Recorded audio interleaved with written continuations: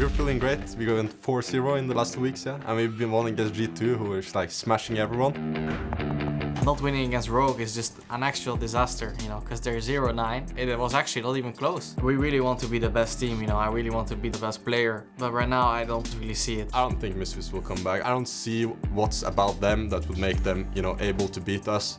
I think they are a bottom tier team and it's gonna be quite one-sided. I'm for sure one of the best mids in Europe. However, it's hard to be confident in your team when you just lost like 5 games in a row. Kiku straight into the team, flashes away but can't get away from Febiven, who has got all 3 kills for Misfits this game. Giving across to Febiven once again, all of his team's kills sitting on the Rise's shoulders. That we make playoffs is a given already. I'm not scared at all when I play against G2, so I don't see why I should be scared against the other teams.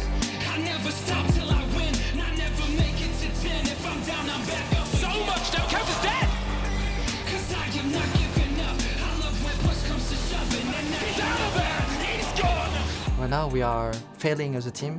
Our toughest opponent is just ourselves. I didn't come back to Europe to just, you know, lose again and not be in playoffs again. We will see next week, you know. If I have a matchup that I'm supposed to win, I will win it. I have the skill to be a top ADC. My support have the skill to be a top support. Even for my mid, my top, my jungle, they have special strength that nobody have in LEC. Hopefully we just gonna click. Like my team is playing extremely well, they're really smart. Yeah, I think this is Origen's year and, you know, the year of the duck. now watch me get back up.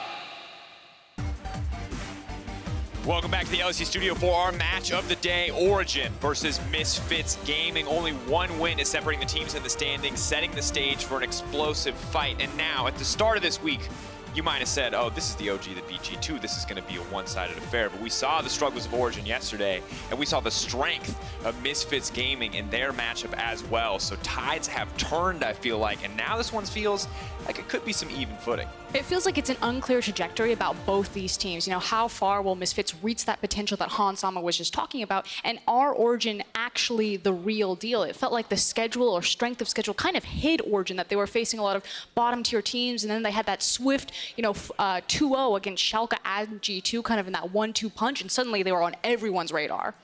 Ooh, and it's just so hard to say. It's so hard to know exactly what's going to come through for each of these teams and what we can really learn from yesterday. Because for Misfits, they showed so much. And for Origen, they didn't get to play League of Legends yesterday. They were blasted out of the water right off the bat. But SK versus Misfits is the one that we have to talk about, because it's just a very different strategy coming out from Misfits in draft. You can see it now at the bottom of your screen. Froskurinn, walk me through this one.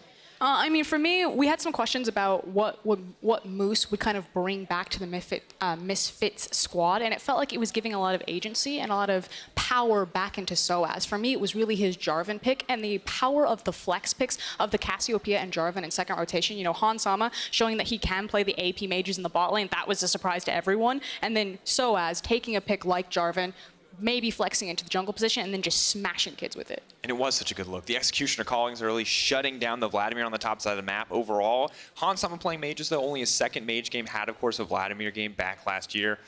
Wasn't great, but the Cassio was a very different story, and now it feels like what was a Misfits lineup that we had kind of felt like it was figured out. You know, it felt like we knew exactly what they were going to do, that they were kind of scrambling for different options. It was kind of falling to pieces. Now has this new life breathed into it, and now there's so many more questions. How many mages can Hansama play?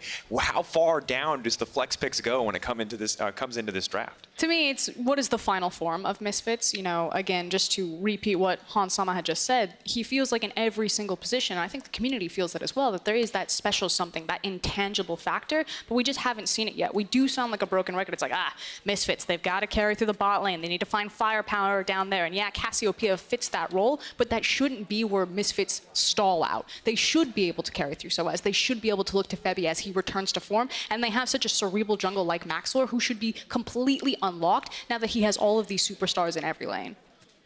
And that's kind of what Misfits fans are hoping for, but on the opposite side, OG, it's hard to know what to take from their loss yesterday against Fnatic. Obviously, the 5-game win streak cut down in an instant.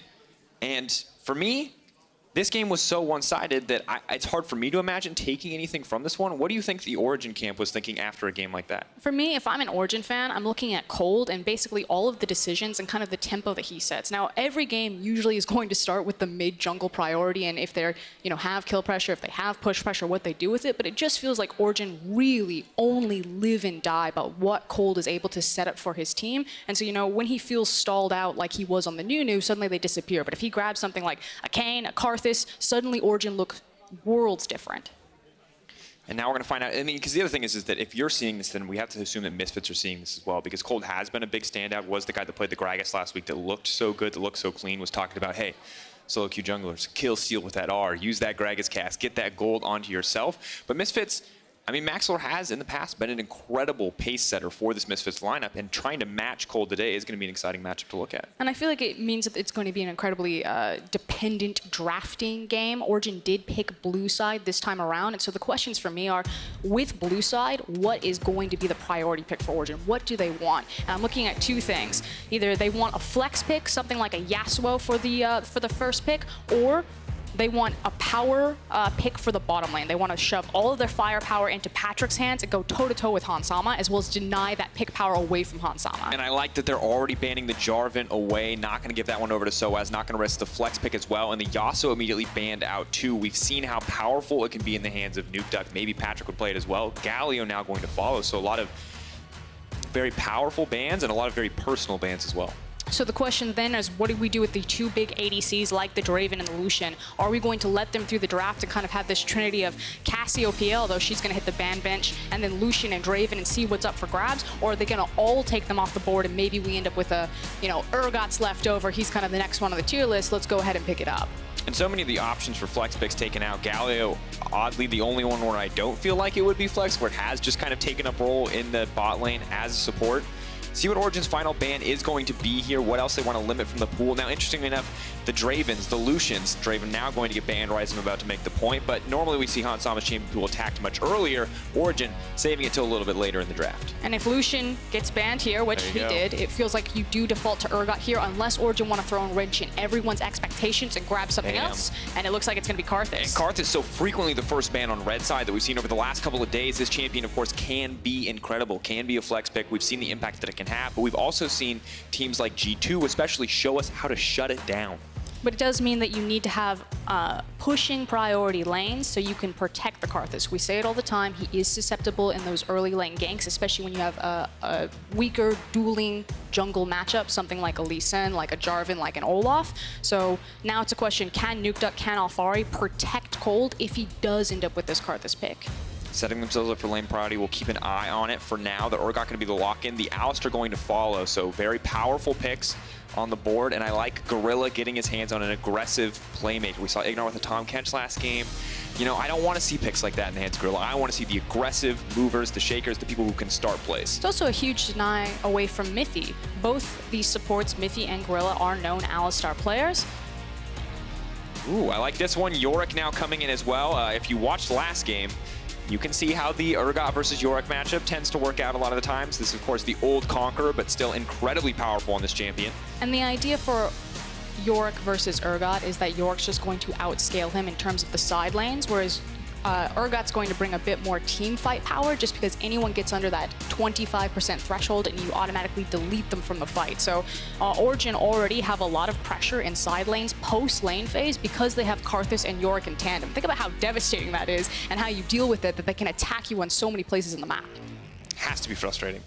I have always hated playing against Karthus, and you have to feel like Misfits Gaming probably under the same impression. I wonder how they're going to battle this one out, though. They've shown us a support, they've shown us a top laner, potentially a flex, although we rarely see Urgot anywhere but the top lane. And now, the Kai'Sa is going to get locked in, so we do have the hyper carry in the hands of Hansama. We'll have to make it through that early game, but has the Alistar to help him do so. Curious what's going to be the pinch now. I expect it to be more ADCs. Possibly they look towards the mid lane, take away some of those power picks from Nukeduck. Nukeduck is looking for a strong, blind, pickable mid laner right now, unless we do see that Karthus flex there. And I kind of like the setup coming in from Misfits. We saw an incredible performance from Febiven yesterday. And right now, from what we're seeing, it looks like they are willing to save that final pick for him if necessary. And giving him a good matchup into Nukeduck will be crucial. And it seems like Origen are painfully aware of this. They will ban away the Aurelia, a champion that Febiven had a ton of success on. Yeah, I'm actually really happy to see that they're giving Febiven so much respect. And the fact that Febi also has the confidence. Yesterday, we saw him go back to the Aurelia despite the nerfs and looked really strong and solid on the champion. And really the whole of Misfits seemed revitalized. A lot of really good team play, something that had been lacking in weeks past. LeBlanc banned out.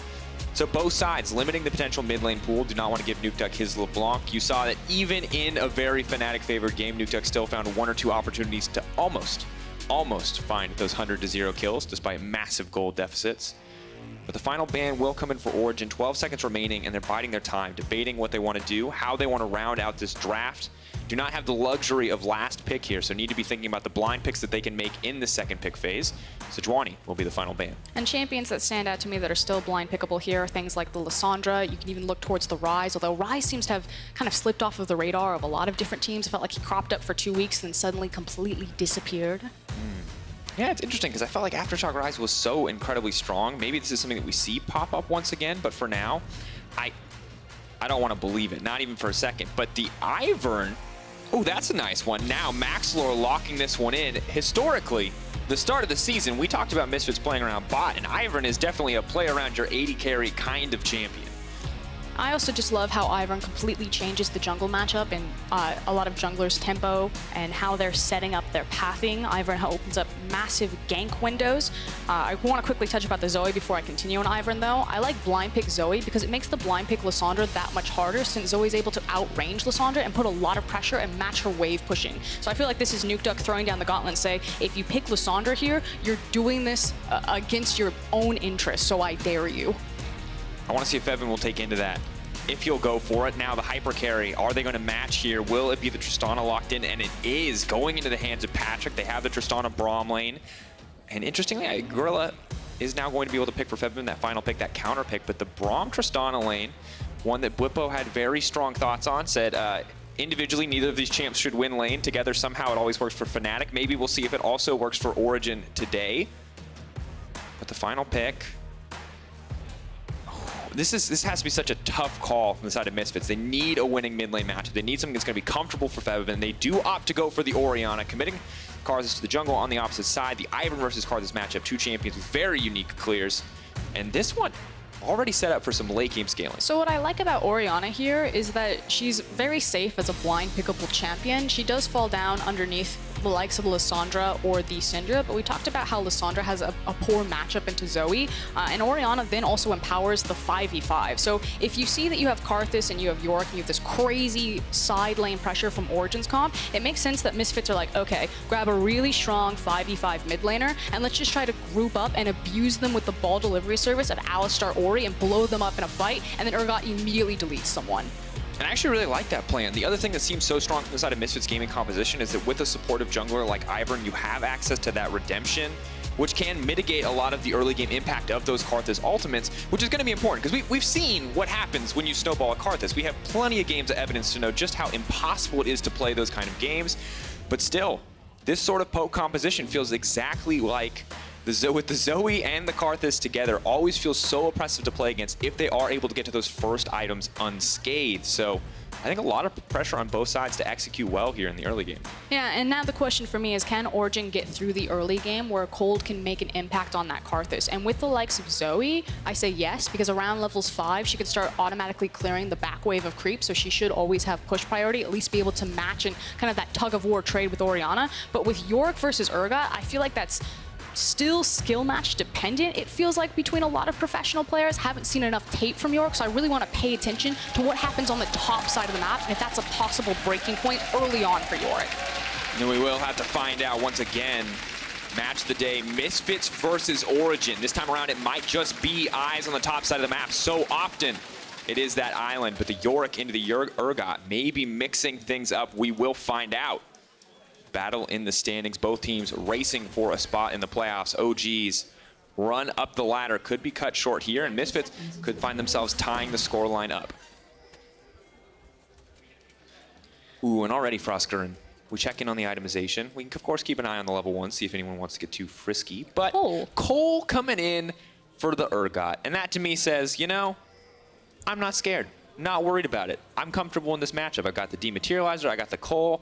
We're gonna take a step back. In some of the few conversations that I've had, it feels like the lane just gets a lot easier for Yorick, like most champions, once he has access to his ultimate and has access to Maiden. Obviously, with more levels, he'll have access to more ghouls being able to spawn, and that's when a lot of his push and trading potential can come out. But otherwise, he just kind of sits in the lane, farms, and has sustain. So it makes sense that sOAZ feels that he can get away with a Cole start to also just kind of sit in the lane, farm up, get some more bang for your buck, and have some sustain built in. And it is obnoxious once Yorick gets level 2 on that ult. Does get more ghouls there coming out in the initial spawn, but of course, this fact that the ghouls damage scares with level just makes him, you know, level 1 you're not too scared, but by the time level 5, level 6 rolls around, so I think those ghouls really start to hurt. Now Urgot, he's got the luxury of having the shotgun knees, but of course, AoE damage mitigated on the ghouls as well, so a bit frustrating. I do want to see sOAZ retroactively early kind of punish Alphari in this lane with the push power of Urgot and a lot of some of his poke, simply because he is against a Karthus. Now you do need to be aware of the Karthus' ability to gank you at level 4,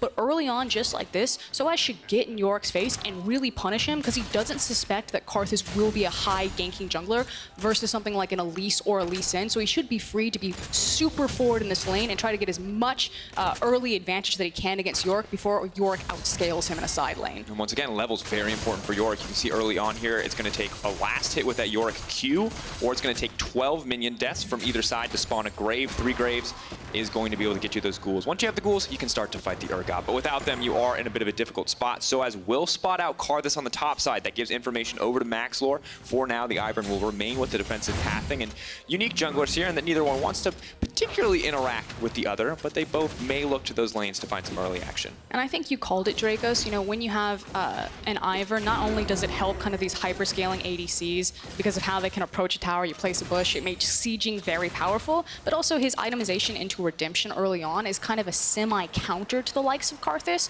I suspect that's what we'll see, but we will check on and try to keep up with what Maxlore is going to itemize on Ivern. And how this champion has changed since we've seen him a lot in competitive last has been a big banned away almost exclusively from Broxa, but otherwise just hasn't received a ton of attention in the ban phase, or the pick phase for that matter. For now though, things are looking all right for Misfits. They've got pressure in all 3 lanes, and Kold, sadly, not the kind of jungler who can really punish this, just focused on that farm for now. So at least at this stage, OG doing what they can to pick up farm in these lanes, but are definitely going to lose out on this information game as there's a lot of free access across the map. Yeah, Kold right now is just looking for full clears of his jungle. He wants to get as many repeats of Krug camps as possible because he wants to get more EXP, or at least the most EXP that he can leech from his jungle to try to get him to level 6 as quickly as possible. Maxlore the level 3, a little bit behind here. Will pick up a camp though and immediately get that level 4, and we'll see what these both junglers want to do with this bit of free time before the next round of camps does respawn. Very small window, but one they could potentially exploit. Alphari though, now starting to get a little bit more aggressive. You can see he uses that first set of ghoul spawns. Try to get a little bit more done here on the top side. And meanwhile, in the mid lane, Nukeduck losing out on health, but I think almost more important in the early game often is the mana, where you can see the Nukeduck does have a pretty significant advantage, and that is a fast Ivern. No.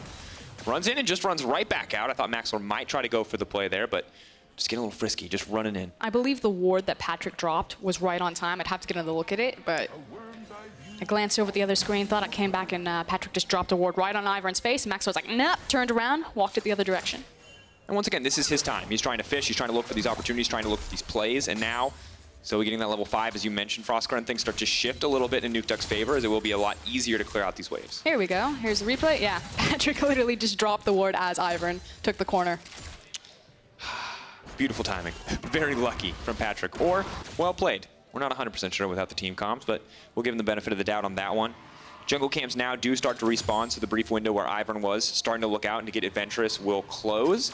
Now he's going to be once again focused back on that jungle, and it looks like a waiting game till we get to level 6 Froskurinn. Easy indicator with the Karthus on one side, and Misfits potentially ready to play around that Orianna ultimate, the Urgot ultimate. This is the window though. Kold level 4 has access to the Wall of Pain, so sOAZ knowingly has already placed the ward, sees the gank incoming, and that was kind of the one big window that sOAZ had to be aware of, because now Karthus is going to go back to all of his camps spawning, look for another full clear, and sOAZ will have another big window to start punching Alphari in the face. right now, I feel like we learn more about this matchup every time we watch it, Froskurinn, because I was really convinced that Yorick would be so strong early on, but sOAZ just does not care. And it looks like the Kold buy was well-founded. He hasn't been punished for it. He's been farming quite comfortably. And maybe with a little bit of support from Maxlore and on the back of this level 2, does miss the disdain, though. That's big. If that had connected, would have been a death onto Alphari, no doubt in my mind, but just going to be able to walk away with his life, not going to miss out on anything. I'm curious if Maxlore was also caught. I think as he walked by the creeps, they did get information of him. It's not a huge loss because, again, both these junglers are just trying to hard farm their jungle, but it does give Kold small opportunities like that to place some aggressive deep vision and maybe even catch out where Mithy is pathing, excuse me, Gorilla is pathing. I'm so used to seeing Mithy on Alistar to place defensive vision in River. In some games, Froskurinn, I feel like we're going to be playing you know, we're Mad Max. I'll just call it Mad Max. We're going to be playing Mad Max, where people are just running at each other fast as they can, trying to kill each other. This game, much slower, much more patient. Neither team is looking to go for these aggressive plays, and it does feel like the junglers kind of dictate a lot of the pace here in the early game, as none of these lanes is so one-sided that anyone can go for really any big individual outplays. When your early game pace is dictated by Ivern and Karthus, you're not moving anywhere real fast anytime soon. Slow champions. Maxlore has the Mobies, though, and is approaching level 6. Does improve his ganks to a certain degree, but Ivern always does feel like a more supportive champion. Could maybe look to enable the Alistar on the bottom side, but Alphari now with the Maiden does become a lot bigger threat, as he is able to just keep this one with him, have him follow him indefinitely. You know, that is a good point, that if you do look at kind of the gank options that Maxlore has available to him, you know, he's got the hard CC virtually in every single lane, as well as kill pressure there, so he does have a lot of options and kind of like a wealth of information, but the fact is that OG are just letting themselves get pushed in quite safely and then picking up and hoovering up all of this free gold and EXP. And Froskurinn, we were like building this up at the start of the day. We're like, ooh, Kold, Maxlore. 2 big defining players for their team. The pressure is on for both. The pressure is not on at all. These guys are chilling. They are waiting. They are looking for level 6s. They are waiting for ultimates. They are biding their time. And I wanted to be like, oh, Febiven versus Nukeduck. Who's going to smash who? But they're also just chilling, looking for that opportunity. The difference is on the top side, where sOAZ gets trapped in that wall.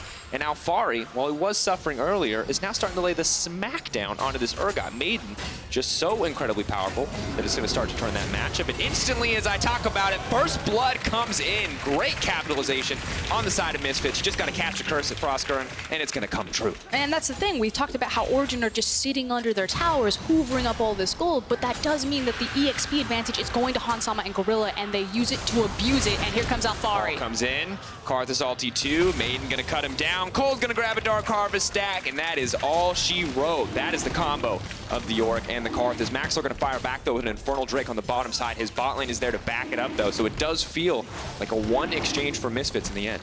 But will anyone be able to stop this Yorick? Because we saw last game, SK Gaming really just ran over the side lane with it, and Alphari is now set on a perfect springboard to do just that. So grab the Infernal. It's a great RNG spawn for Misfits to try to trade some of that pressure back, but will it be enough? Yeah, now with the Sheen and a Kohl of his own for Alphari. Decides he wants to match the gold generation, put it by sOAZ on the opposite side.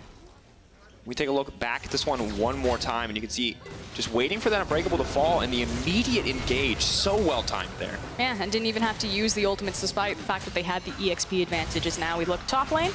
Ooh, very fast. And sadly, when you're Urgot and you've already used the W, really hard to get out of that Yorick wall.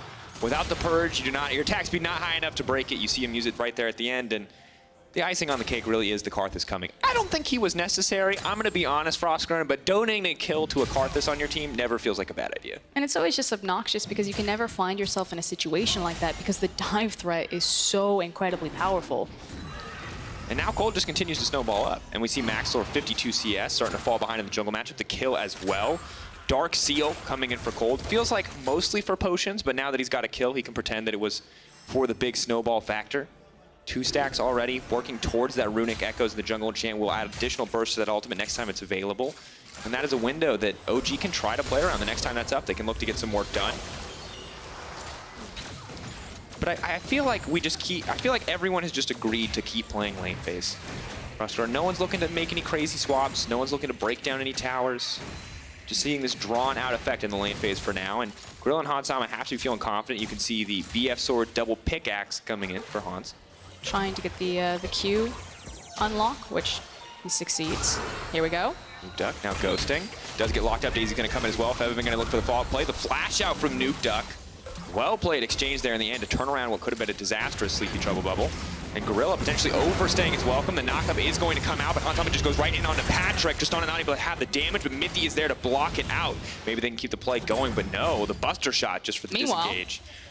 Topside, hello. Hello. Gonna go in. Drowsy, Sleepy Scion, dead. Sleepy Scion.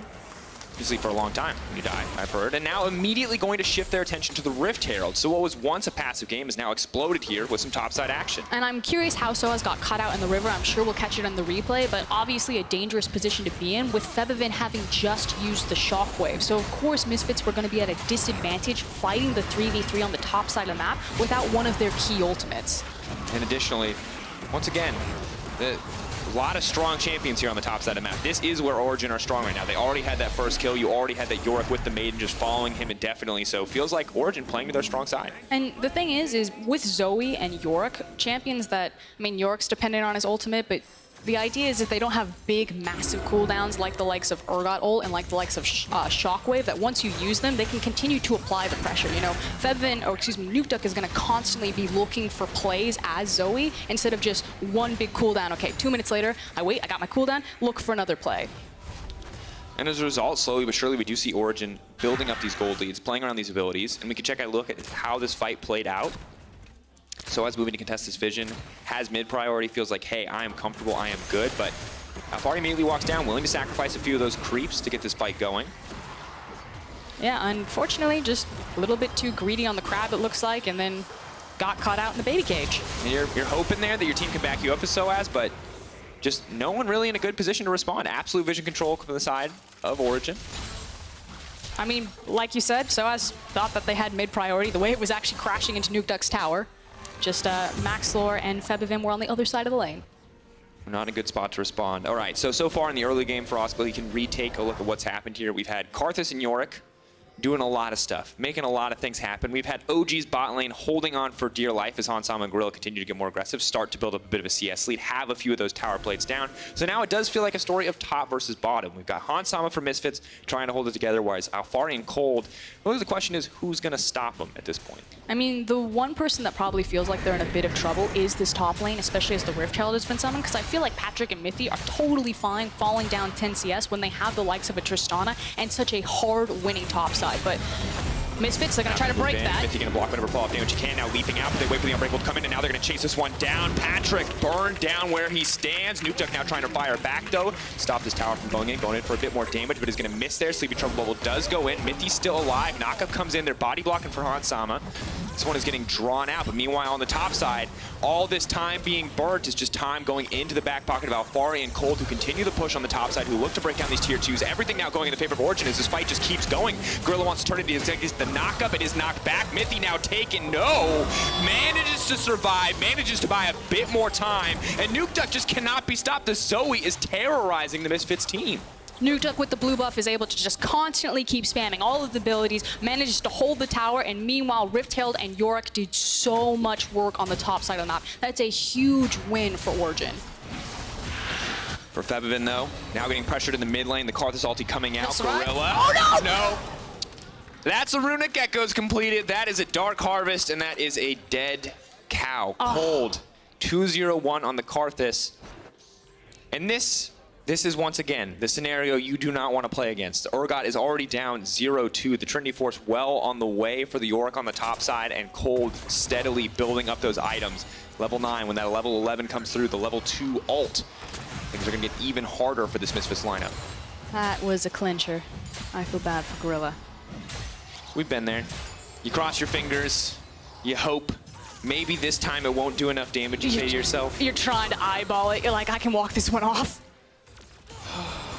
We needed a replay of this. You're wondering why, folks, but you gotta relive these moments sometimes. Because this is how you remember to ban Karthus in your solo queue game. What's really interesting is that Karthus has huge priority in the LEC, but he's virtually seen nowhere else. The LPL and the LCK cannot make this champion work, or they feel like they just have the proper strategy to invade, blitz him in the jungle, and shut him down early. So it is kind of one of the big meta differences between the LEC and the global regions. It's interesting because we have seen that strategy in the LEC. We do not see it today. Misfits going with a different strategy, trying to use the utility scaling of the Ivern to balance out the damage scaling of the Karthus. That was like a PowerPoint presentation with Has Ivern not there. worked. Yeah, just one frame at a time, Froskurinn. We're back in the LPL. Now moving down. Try to use Daisy to pressure this. Third time's the charm, folks. This is the third time they've made this play. This will now work. Nukeduck, though, going to get pulled back. Febiven throws down a bit of poke. Should now give him some control around the mid lane, but Yorick remains uncontested on the top side of the map. Someone needs to back off. Someone needs to stop Alphari from continuing to push, because look at those ghouls. Oh, man. The squad rolling up, and they aggroed the cannon minion, folks. Fun fact, they will prioritize those over normal creeps. They will not prioritize it over a cannon. So these boys, they just got to keep hitting. sOAZ has to come up here to kill those little buggers. Misfits going to try to contest this one. Now it's stolen away by Kold, and the play is just going to continue. Misfits remaining on the back foot here. Maxlore now in trouble. The knockup is going to come in. Gorilla on the backside. Maxlore already taken down, and Yorick has TP'd into the fray. It is so risky to take that dragon as Misfits, not only because it's just an Ocean Drake, so let it go, but the fact is that sOAZ on his spellbook doesn't have access to the teleport right now, or would have delayed access to it. So the fact that you knew you had a numbers advantage, that sOAZ says, hey guys, I'm clearing out mid, I'm going up top lane. They tried to rush it and they just gambled wrong on it. And the more and more we see of the Urgot and Yorick matchup, the more that I'm convinced that you just cannot do this. That this is just not an option. Because once he gets a little bit of a lead, he just gets to go wherever he wants. The minions continue to keep the pressure, forcing sOAZ to keep attention here. And really, the icing on the cake is that Dragon Steal. Because the kill at this point is basically guaranteed. Maxlore, not really any avenues out there, short of the Blast Cone. But stealing the Dragon 2 is just insult to injury. Do need to really credit the perfect layering of CC right there. Make sure that Maxlore never even got a shot at that Blast Cone. He desperately wants to push a button. He cannot, Froskurinn, he cannot. 202 bounties on the Yorick and the Karthus, maybe somewhere worth focusing, but you can see Yorick now with a pickaxe in his inventory. Has a lot of options. He can go for the Stairs Gauge. He can go for the Death Stance. That's what we saw in the previous game with Warlib, and we saw an unkillable, unstoppable Yorick once he hit that stage. I was actually curious if they were going to swap Alphari to the bottom side and try to let him run away with this, but he's just going to continue to abuse sOAZ. But I still think it's really dangerous for Alphari to try to pressure the inhib tower, so while Yorick is going to be very far extended up here and pretty obnoxious to sOAZ, all he really is doing is forcing these waves pretty freely into sOAZ. And as Febiven's rotating around, sOAZ should be able to kind of bounce between mid and top and try to pick up free farm wherever he can. The question then becomes Baron, but it is only 18 minutes. Normally when we see someone... It's not a question right now, I know. But the thing is that I feels like what you have to be waiting for, because you have total control of the top side with this Yorick right now. If he has wards, if he has control wards, he can own that side of the jungle. No one is going to set foot there but Yorick. But there's just nothing there to play around. So Origen are in a bit of a lackluster position in that sense. No, what they want to do is now try to get mid lane priority and force that tower down if they want to play around the Baron, which is why they're now pulling Alphari into the mid lane. Daisy is going to go in. The shockwave attached there. Kold not going to get taken down. Mithy now looking for the engage. Braum ulti is available as the flash is going to find the two-man knockup, and immediately Gorilla is now in trouble. They're going to try to burn through that damage reduction. Gorilla flashing out to safety. Febiven, though, sniping Mithy in the exchange. Ghouls screaming their way in, but that will trade going in the favor of Misfits. Yeah, Origen delayed to the play, tried to overforce it, and it's Febiven that has the last laugh there, so well played by Misfits. Really for Misfits now, taking advantage of some of these opportunities. You can see Yorick on the top side starting to recoup some of the farm loss, has finished the Black Cleaver. Maybe things get a little bit easier from here. Urgot on the top side, managing to recoup. There you go. And that was also kind of the big winner there, is that while Origen tried to force their hand, not only did Misfits get the kill as well as the tower, is that sOAZ was able to, I believe, to push 2 waves back. So he's slowly trying to climb out of this farm hole, but still a significant advantage to Alphari. And Alphari now has realized that there's nothing else for him to take on the top side, so he's returned his attentions to the bottom side of the map. We'll get these ghouls spawn. We'll set the Maidem up, despite the low health, to start to pressure this tower. Does get a bit of damage down there, and really just a nightmare. Really hard to lock down Alphari at this stage of the game. The good news is that while a lot of this gold is going on to Alphari, a ton of the gold on the opposite side is going into the pocket of Hansama. And now late game, you give me the option of a Fed carry. I would still put my money on the Kai'Sa over the Yorick. And Kai'Sa is obviously the champion at this point that can contest the Yorick into the side lane, zip back there with the ultimate. We take another look at this play. All eyes need to be on how Febiven is able to find Mithy and just scoop him out from underneath Origen's nose, it feels like. It just feels like just sometimes in pro play you forget about the ball. Mithy, oh, boom. It was the Ludens. Forgot about the Ludens. How dare he not calculate that one? Well played. Perfect timing comes in for Febiven to get that one, and now he finds himself a 500 gold bounty. Bit of a difficult spot. Feels like a strong assist by Hansama. He ate so many cubes. That's the value. People underestimate how strong that Acathian Rain is when you get that upgrade early, but it does a ton of damage if you ever find yourself singled out. For Mithy and the rest of the Origen lineup, it felt like they had control here for a little bit when the Yorick and the Karthus were doing everything they could to snowball, but now that the map is a little split up, now that Yorick isn't quite as easily able to take some of these initial towers, things have slowed down a little bit. And now it's Patrik who's picking up a lot of this extra farm. And Misfits are going to feel really confident right now. Like you said, they have the nice itemization off of Hansama, have the 2 items completed, whereas Tristana is in a bit of a rut right now. It's kind of one of those matchups where the likes of Tristana, likes of Sivir versus Kai'Sa is that she's still going to spike on 2 or have a spike on 2 where they're carrying over looking for that 3rd item. So there is this big window that Misfits can play around as long as Hansama is in the play. And for now, looks like they are content to continue sending Hansama to do his own thing, send him off on his lonesome. He is going to kill this one very quickly. Obviously, a much better dragon taking threat than the Ivern with the Gwynsu's available, the plasma stacks as well. Looks like he may go to the bottom side too to pick up a little bit more here, but it does mean that Origen have complete control on the top side if they want to push for more, knowing that the biggest damage threat is there. And you can watch Hansama on the map. He wants to go down and catch that farm, but he knows that the danger of the Baron is forcing him to kind of respond and return back to the mid lane. So a bit of a fumble there on the lane assignments from Misfits, but now it should be sOAZ that matches across from Yorick. And I like that you bring up sOAZ, because I have a really not important at all point to share with you, Froskurinn. Do you know how many assists sOAZ has all time, LEC? Do you want me to read it? No, I'm gonna. You see, because this is incorrect. This is the graphic that's prepared in the event that he hits a very big number. He's currently at 2,299. One more, and this man will have 2,300 assists. And while he may not even know that he's that close, I'm gonna pretend that this is really important to him, and that deep in his heart, on stage, you can see it, the focus, determined look in his eyes right now, folks, that this matters, and that he is waiting for his opportunity to strike as he moves into the mid lane. He's gonna go for it, Froskurinn. I'm pretty sure more he just assist. He wants the kill. One more assist. Not necessarily No! the assist. Are you implying that Urgot is really good at getting kills? I think he's set up to get assists here, Froskurinn. That's a sleepy Alistar. Nukeduck, the name of the game for Operation sOAZ. For Operation Misfits, though, it is the mid lane tower. They have managed to secure priority here and are going to keep the pressure down. Kold going to move in to clear some of these waves. A bit difficult for them to get anything else done.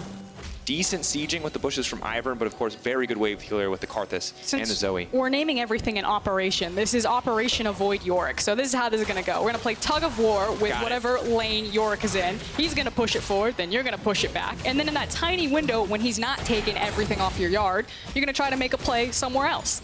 And that's what's going to happen repeatedly. But wait, there's a Tristana. And now sOAZ doing what he can to kind of contest Alphari here, running forward like he's going to do something, but He just wants him off his lawn. you just, please leave, sir. You're not welcome here. Stop digging holes in my yard. No one appreciates it. Make it stop. Gorilla does not appreciate the Nukeduck poke damage.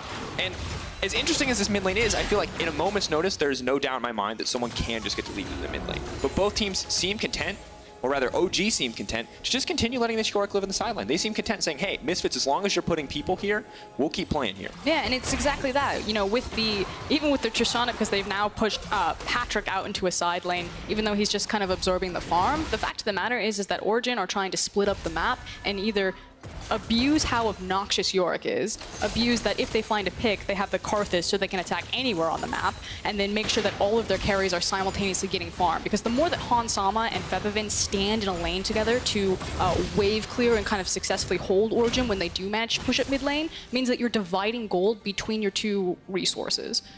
So that's what Origen are trying to do. Misfits, they're just trying to force a fight. They're just getting annoyed, and they want to lock down Origen, and they want to find a massive 5v5 Shockwave, Alistar, Urgot, whatever it is.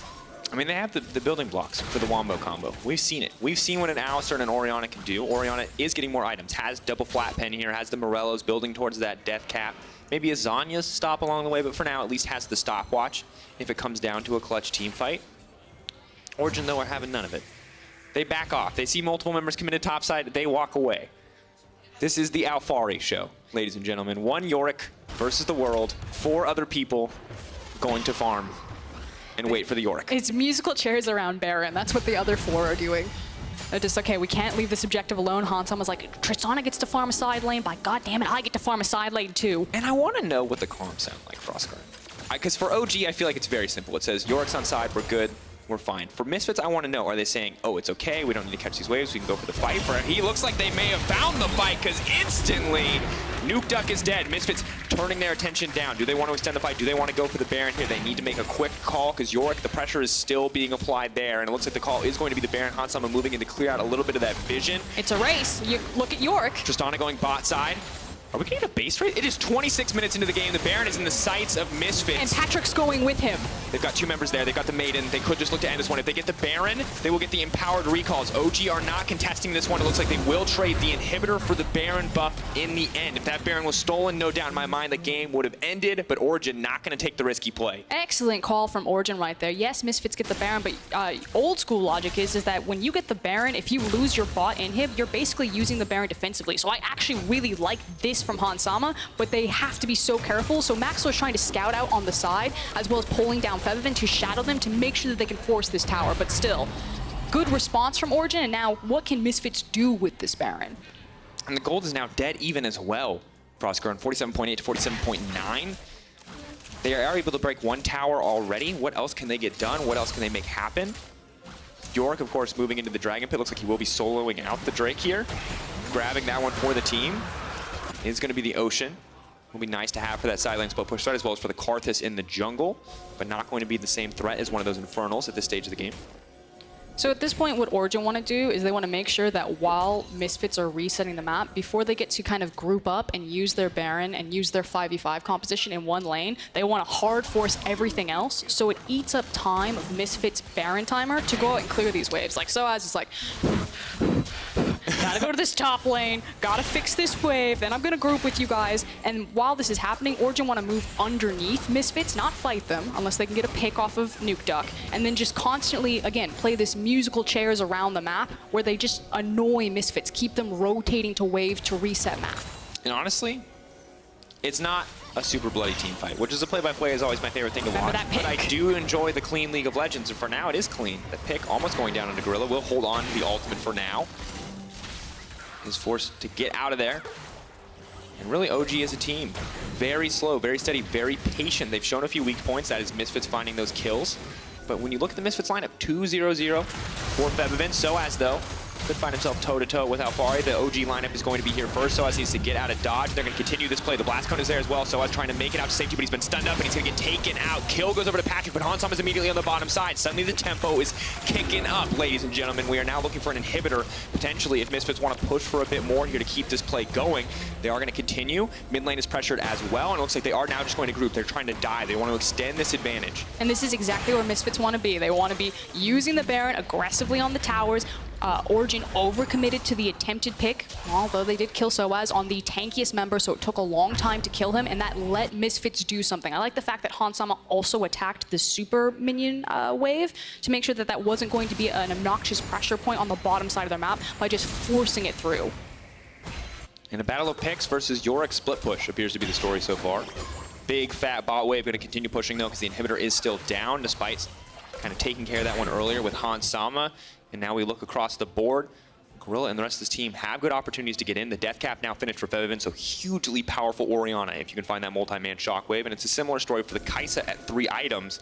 Tristana at 3 items, though, I feel like arguably able to match that power. 4 items come in for the Kai'Sa. Maybe it goes back in her favor. I mean, it's just going to be about execution. It kind of feels like if Febiven hits the massive shockwave, like with a wombo combo composition like this, it doesn't matter. If you find your target, you're just going to blow up the fight, whereas there's so much pick potential and backline threat from Nukeduck. So I was saying, Super Trouble Bubble, probably who you want to tank that shot for you. Nukeduck just continues to play with the paddle stars, trying to find a weak target on the front line. And now Origen, despite having Alphari on the front line earlier, Alphari's starting to build more tank, a little less focused on that side lane split push than we saw with the Death's Dance. Check out what Gorilla is doing. So Misfits have done a really good job trying to clear out and make this runway, and he wants to find a flank to the side to force that fight. So Origen, they actually might fall for this trap right now. Nukeduck. Oh no. Ooh, the ward comes out. They're not in position to follow up on that one. But what Gorilla's going to constantly do is cut off to these sides and then place down control wards, use his sweeper, make sure that they have some sort of access to force the fights. And as long as Origen can keep their flanks covered with wards, or at least be aware that that's possible, again, it's just about absorbing time. And now 30 minutes passed. Gold 1K in the favor of Misfits. I feel like the carries on the side of Misfits much stronger at this stage of the game. The split push on the opposite side. Maxlore immediately forced to flash here, trading 1-for-1 with Mithy and Summoners. Not the end of the world for pretty much either person. I'm going to say Maxlore. And Froskurinn, are we just waiting? I mean, I understand what Origen are trying to doing, and it feels like the later we get in the game, the harder it is to kind of pull off a lot of these split push plays, so that does seem why we're seeing more of these tanky itemizations coming out, the inhibitor now respawning. But if you're Misfits, is it really as simple as just waiting for that pick? Just setting up over and over again and looking for that single opportunity? I mean, that's pretty much the same thing that Origen are doing, but I'm curious, you know, at what point does Yorick, if ever, just become completely uncontestable in the bottom lane? Like, are we waiting for a specific itemization breakpoint? I believe right now he started to go defensive in his itemization. I think had a Randuin's last time I saw it. Yep. Trying to mitigate some of the damage coming out from the crit threat on Patrik, of course, one of the really the only sources of sustained damage. Karthus there as well, but very often they just get deleted at the start of those fights. Because so far, globally in other regions, we've seen you know, champions like Fiora picked into the Yorick, so these other champions that just hyperscale into side lanes to try to deal with them. But Alphari seems to have given up on the side lane dream, at least for now, because if a team fight happens here, they lose pretty much the entire game. So has to at least be with his team to protect them, to make sure that they can get priority of this mid lane back, especially with Baron and Infernal up. And this Misfit strategy of setting themselves up for late game with the Ivern and the Kai'Sa is now starting to pay off. They are going to be able to grab this Infernal and be able to move up to contest this Baron if OG want to go for it. Here we go. For the flanks could be the big team fight. Gorilla's going to be the key enabler here. Watch the ball. If it gets attached to Gorilla, expect the immediate engage. But meanwhile, Yorick is going to start off the Baron. They don't know sOAZ is there. They're just trying to start this one, though. Oh, Misfits need to make a call here. OG are just going to get this one. They can two-man with Alphari and Kold. Gorilla now going in. Han's going to try to follow up. Patrik is in trouble. Mithy doing what he can to disengage, doing what he can to block. The ultimate from sOAZ has been blocked as well. Kold now on a killing spree. The fight shifting back and forth. One support killed on either side. Alphari with a beautiful stopwatch to stop the shockwave from going through, but now he's still in the middle of the team. Shut down as the carries from Misfits prove stronger in the fight. And OG bite off a bit more than they could chew. Not just stronger in the fight, but Origen's carries were completely locked out of that fight. Patrik was so afraid to step forward with the Tristana, but now they have to stop this Baron. Here we go. Oh no, Nukeduck caught out. No option to get to safety there in the exchange. Misfits already went to the Baron. Kold could try to go for the steal here, but I don't know if it's going to set him up for success. Patrik maybe can look for the resets. Health bar is getting a little bit lower after that ult, after the Requiem. Patrik just poking, waiting for that rapid fire cannon to stack up. Going to deal a little bit more damage. Has the potential here to find a massive fight. Moves in. They're not able to steal the Baron, but Kold is dead. They need to get out of this pit. The Karthus is going to start to do so much damage. Hansama leaping forward. He needs to find this kill. Buster shot, rapid fire cannon. Who's going to get it first? One auto could turn this. Who has a ward to go over the wall? Sees him in the bush. They're playing at those max ranges. Has the shield as well. Patrik flirting with disaster when he steps forward. sOAZ now moving in. Ready to keep this one going. Mithy's here as well. Can body block? Not going to get anything off the Kai'Sa W. Very, very close.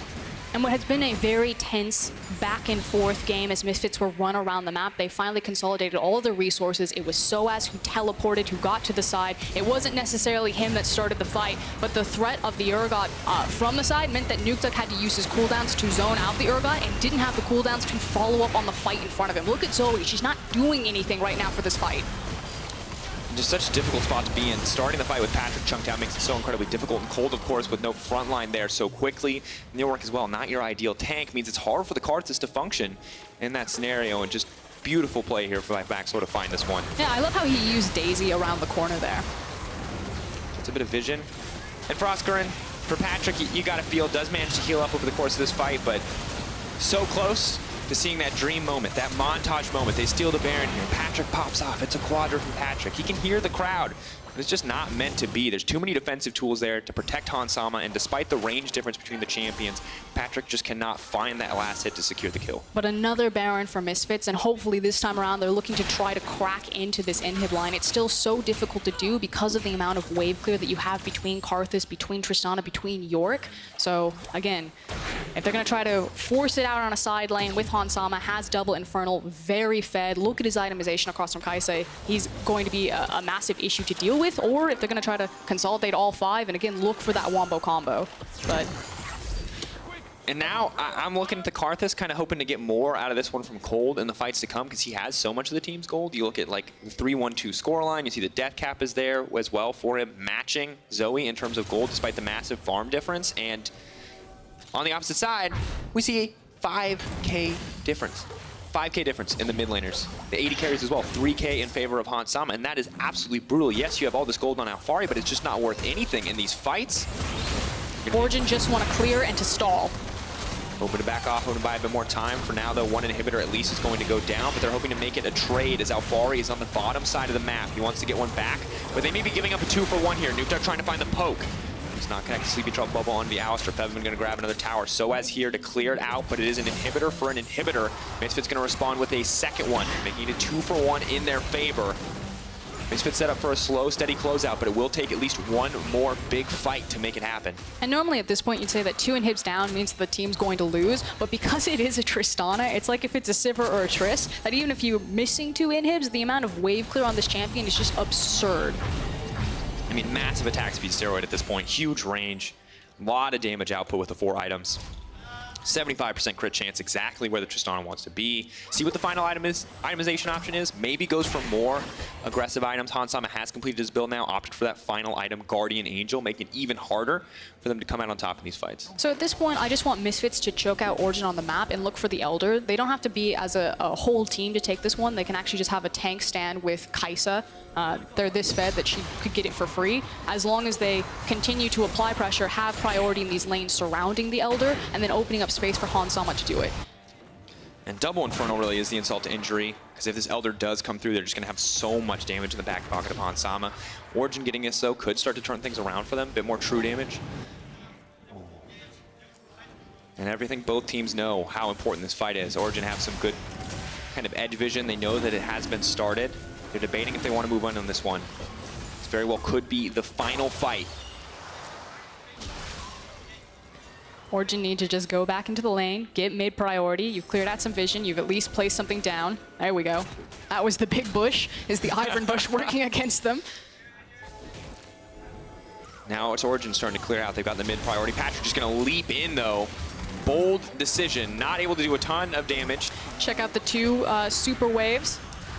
Pounding on Origen's top lane. TP not available quite yet. Mithy trying to buy time. Patrik still in the back line, still safe. Febiven taking a big chunk. Patrik still untouched. Mithy now flashing out to safety. Alistar in the front lines, but may just be the sacrificial cow. Hansama doing a lot of damage, but hasn't found a way back into the team fight. Super minions in the base of Origen. Oh, back off. The TP. TP now coming in for sOAZ. They need to make their back secured. Zoe's now coming in. We'll try to clear out these waves, but Zoe does not have, potentially does not have the wave throw necessary to make this happen. sOAZ is just going to grab one tower. They are able to take down Maxlore, that is big. But sOAZ is continuing to threaten the base. Ooh, Froskurinn, incredibly tense game. Patrik and the rest of the OG lineup, are they going to go for the Elder here? They just have to zone them off. So Nukeduck manages to get his back in time that sOAZ can't end the game, but that is an exposed Nexus. An exposed Nexus and an incredibly powerful Kai'Sa who can walk into that base at any point. You got an Urgot with TP in 5 minutes. That's 6 minutes that can make this happen. Elder Dragon in the eyes. Nukeduck, a one-man army trying to clear out these waves. You've got Orianna doing a similar route. It's going to come down to who can actually get this one. Patrik leaping forward. If Hansama goes down here, this will be massive. This could be the turn. This could be the defining moment, but he is going to flash out to safety. Throws back a bit of damage. Elder Drake will fall in favor of OG. Baron up in 12 seconds. Getting this one, too, is going to be crucial. sOAZ has burned the ultimate now. That is going to be massive for the fight to come. But if it's a question if Origen can actually use the power of the Elder Drake to get them in position to contest for the Baron. Maxlore has now spawned. That was the big trigger. He died, so they were able to walk up and take the Elder. Now the Misfits jungler is back in position. Hansama is just going to shred through this. In Froskurinn, there was no right choice. If they left the Elder there, Misfits got it for free, and they would maybe be able to contest the Baron. But now that they've taken the Elder, they have no opportunity to contest this Baron. That's Baron going over to Misfits. For the next few minutes, OG are stronger in the fight with that Baron-empowered, true damage burn. But on the opposite side, Misfits have a very clear runway to just group as 5 and end the game. Once again, comes down to the engage, comes down to finding the damage threats on the side of OG and shutting them down, and that means Patrik at this stage in the game. 4.5 item, Tristana. And we're backing for items. What do we got? Retreating. They've got time. maybe don't want to wait. You know, a minute 30 left on the Elder Dragon buff, still 3 minutes left on the Baron, so there's a minute and a half where they do not have to worry about fighting into that. They can also eat up all of the waves, like you said, so as resetting the map, so they're not going to lose any damage on any of their Nexus towers. And I think you're exactly right. They just want to highly respect the power of the Elder and the late game Karthus, Tristana, and even the Zoe, because we did see that Nukeduck was finding some of these snipes that last team fight, how much damage he's doing, regardless for how far behind he's been put this game. So much of that is the magic penetration that he has, just doing basically true damage to a lot of these champions. The inhibitor will respawn. That is the start of the good news for the side of OG. Means that they can actually leave their base at this point. 2 back-to-back, synced up. One going to respawn for Misfits as well. Have no doubt, though, folks, that a single decisive team fight will end this game, most likely for either side. Yorick with the maiden to tank does set them up nicely to push into the base if they find the opportunity. And you see the damage dealt over the entire game. Hansama, an unsurprising standout, has been clutch on the Kai'Sa thus far. And you can already see him chunking out Kold before the fight even begins.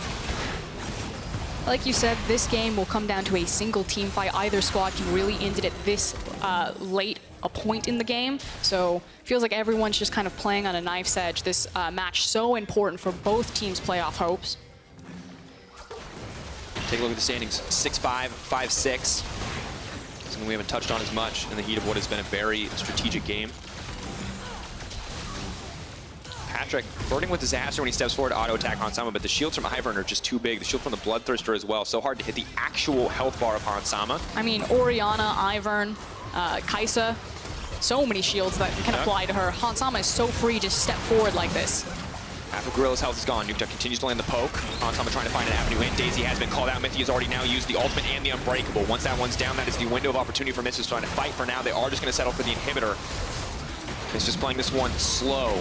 Able to take that down. May just look for a second. So again, Nukeduck stepping forward, but taking a lot of damage in exchange. Hansama remains untouched. Alphari now trying to find his way into the backside of the fight. They're stepping forward. Patrik remains untouched. He's trying to get some damage down, trying to get something done, but sOAZ gets the fear. Input buff from the Tristana keeps her alive. Now immediately Hansama's going to try to fire back. He's so incredibly low. Eyes on the Tristana. Everything comes down to Patrik. This is his moment. If he can turn this fight for his team, sOAZ is stepping forward. He's not going to let it happen. That's the disdain. That's the shutdown. Hansama finds the kill, but at the end of the day, it is Misfits who take the fight, and it'll be Misfits who take the game. Nothing Patrik could do in that last team fight. You saw it there with the Orianna shield, the Ivern shield on top of it. Hansama just had massive health bars and was able to run forward. We talk about the Juggernaut composition. That was effectively it with Kai'Sa. Brutal. Brutal. They could not do it, but Patrik, he did so much damage, but he just did not have the penetration necessary to get through the tanky body of the Urgot, and man, I saw that early game. I saw that Fed Yorick. I just flashed back to that SK Yorick. I thought, there's no way, man. This champion is unstoppable. But the reality is, Misfits were ready for it. They played for the late game. They had the Orianna. They had the Kai'Sa. They set themselves up for success with these defensive options like the Yorick, and it worked out. And credit to sOAZ, making sure that he was always on point to match whatever pressure point that Alphari was putting on the map. Yeah, the Yorick did manage to trade the bottom inhib for the Baron, but Misfits were able to absorb all of that, still use the Baron offensively every single time, and it was really a macro victory for the Misfits there. Absolutely, and it feels like OG had a plan, had something in mind, but just weren't able to get a greater lead out of it, and as a result, weren't able to turn it into a game win. We take a chance, though, to look back at that final team fight. Hello, Maxlore. Get the fist bumps, too. Ooh. Kold denied by everyone but Maxlore. Doesn't matter, though. We're into the team fight. And just take a look at Hansama's positioning here, and at one point he just kind of stands still and just does all of this damage, but his health bar virtually never moves outside of the Karthus ultimate. Finally, Patrik steps up and gets a couple of shots on him, but by then his team is dead. It's just him and Nukeduck. And just look at that. The man drops to 10%, gets a shield for half of his health bar, and then heals back up to 70 with 2 auto attacks. That is the power of a late game protected AD carry, and you can see it showing through in those damage numbers. 31.8.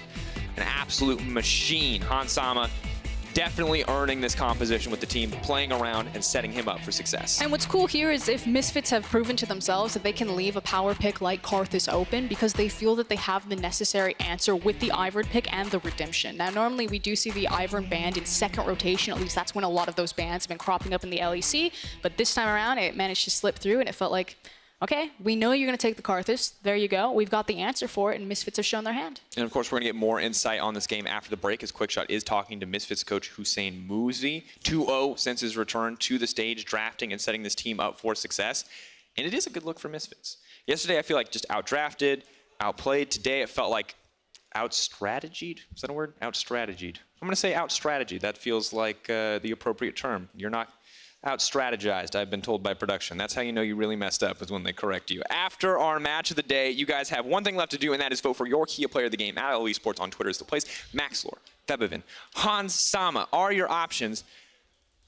We know who's going to win. We do. Is it Hans Sama? Not only is he adorable, he also popped off. He popped off! Crazy game from Hans Sama. Well, Rogue was without wins. They were at the bottom of the standings. But after the arrival of Finn and Vander, this team is starting to turn things around. Find out if the players can celebrate again as they face off against Splice in our next match.